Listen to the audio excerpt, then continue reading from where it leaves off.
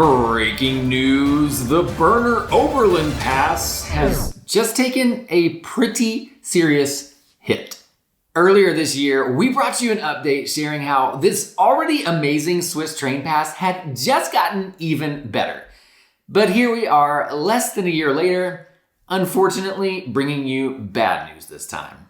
We're going to tell you everything that's changed, including 2 really great improvements, and help you consider your options if you were thinking of buying the Berner Oberland Pass for your trip to the Jungfrau Region. But no need to waste time, let's jump right in. Up to now, one of our favorite things about the Berner Oberland Pass has been its huge coverage area combined with quite affordable prices. We could pretty much say to people visiting the Jungfrau region that there were likely only 2 places they were thinking about visiting that were not fully covered by the pass, and those were Jungfrau Joch and the Schilthorn.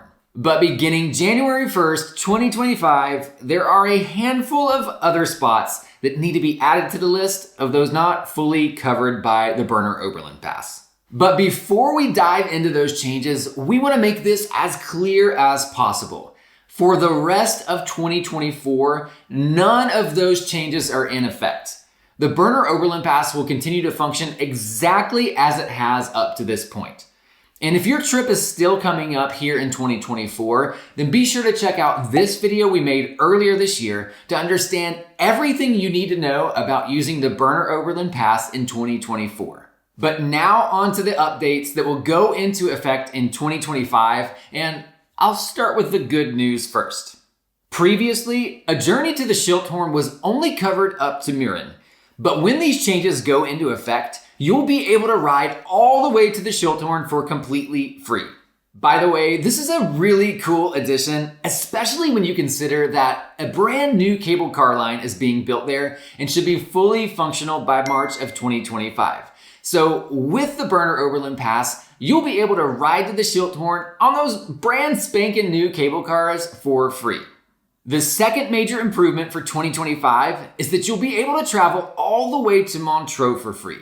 At this point, you can go as far as Zanen, and then the rest of the journey can be added at a half price.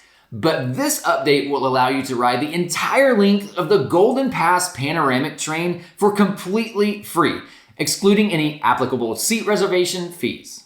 The Berner Oberland Pass has been consistently expanding its reach for the past few years, and it's pretty unbelievable just how far you can travel with it.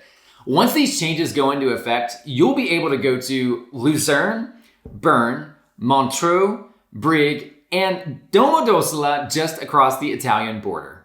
Another update worth mentioning is that you'll also be able to add 2 additional days to your Berner Oberland Pass after you've already purchased it. This could come in really handy if you like to stay flexible and make your travel plans based on the weather.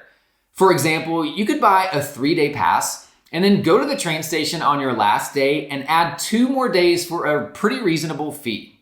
Those 2 extra days will cost 72 francs full price or 60 francs if you have the half fare card or Swiss Travel Pass 2. One thing I really like about this is that it allows you to buy fewer days initially with very little risk. For example, if you were to buy a 4-day pass and then add 2 more days later, those 6 days altogether would only cost you 2 Swiss francs more than if you had just bought the 6-day pass in the first place. Now, with all of these changes, one of the most positive things is something that actually isn't changing at all, and that's the price. The Berner Oberland Passes in 2025 will cost exactly the same as they do right now in 2024. The common theme that I'm picking up from all of this is that the people working for the Berner Oberland Pass work really hard to make sure that they give travelers like you the best experience possible. And while a lot of these changes aren't under their control, we're really happy with these improvements. So those are the positives, but what about the bad stuff? Let me make myself some coffee and then we'll have a heart-to-heart. Here's the bad news. There are quite a few mountain destinations in the Jungfrau region that will no longer be fully covered by the Berner Oberland Pass in 2025. So let's just run through them. You'll get a 50% discount on the following routes: the cogwheel train to Schynige Platte, the funicular to Harder Kulm, and the gondolas up to Grindelwald Fürst. And these routes will only be discounted by 25%. The Wengern Railway between Wengen, Kleine Scheidig, and Grindelwald, the Eiger Express from Grindelwald Terminal up to Eigergletscher, and the train from Eigergletscher to Jungfrau Joch. Right about now, you're probably thinking, those are all the places I was planning to visit. And we totally understand. This is a pretty devastating development, at least as far as travel planning logistics are concerned. And we've honestly been trying to wrap our heads around it too. It's important to mention that the Berner Oberland Pass doesn't actually own any of these railways we're talking about. And they basically have to make deals with dozens of private companies in order to offer the pass to me and you. But to be honest, it largely feels so crushing because this pass has been so incredible. And it still is. All of the other routes that we haven't mentioned that are currently covered will still be covered in 2025. And that includes the ride to Mannlichen from both Grindelwald and Wengen. But now that you know everything that we do about these changes, you probably want to know, which pass should I buy for my trip to the Jungfrau region? And as you might expect, we have some thoughts. First, we want you to know that we just found out about these updates and we're wrapping our heads around them too. We've started crunching the numbers and comparing the options, but this is gonna take some time for us to give you some truly helpful and well-researched recommendations instead of just like off-the-cuff random answers. We'll be gradually publishing these updates in our Jungfrau region travel guides, as well as our Ultimate Swiss Train Pass checklist. So the very best way for you to stay up to date is to download our checklist or buy one of our guides, so you'll be the first to know when we've updated our recommendations. But even though we can't quite yet give you our detailed thoughts, we can do a quick side-by-side comparison of the other train pass available to you in this region, the Jungfrau Travel Pass. Here's a list of rides that are no longer fully covered by the Berner Oberland Pass that are fully covered by the Jungfrau Travel Pass. The cogwheel train to Schynige Platte, the funicular to Harder-Kulm, the gondolas up to Grindelwald Fürst, the Wengern Railway between Wengen, Kleine Scheidig, and Grindelwald, and the Eiger Express from Grindelwald Terminal up to Eigergletscher.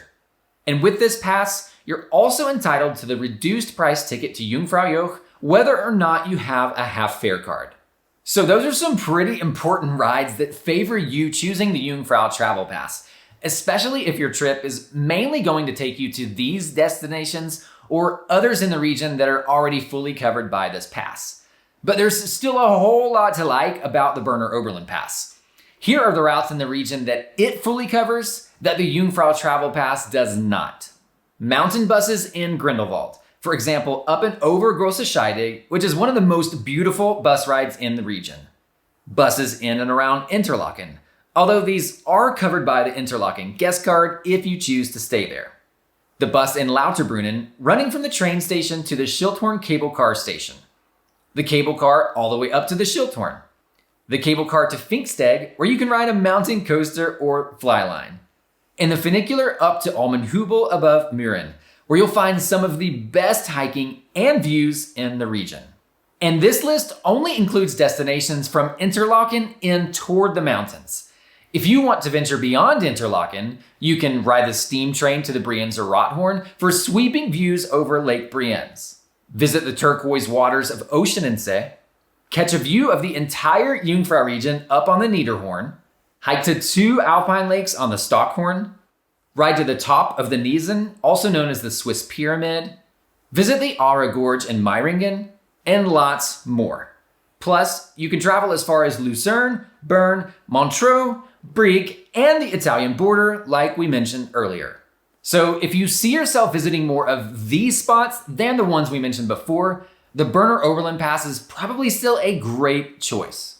If anything, we think it's likely that each of these passes will appeal well to 2 different types of travelers.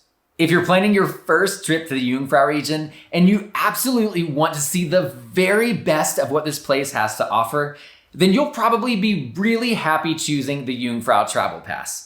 But if you're making a return trip to the region, want to venture beyond Interlaken, or you really enjoy visiting more off the beaten path destinations that are mostly explored by the locals, then you will find endless opportunities with the Berner Oberland Pass. But don't forget to download our Swiss Train Pass checklist or buy our 1-week guide to the Jungfrau Region, so you'll be the first to receive all of our updated recommendations. We're with you in this. We are here to help you travel with confidence, and we'll see you in Switzerland.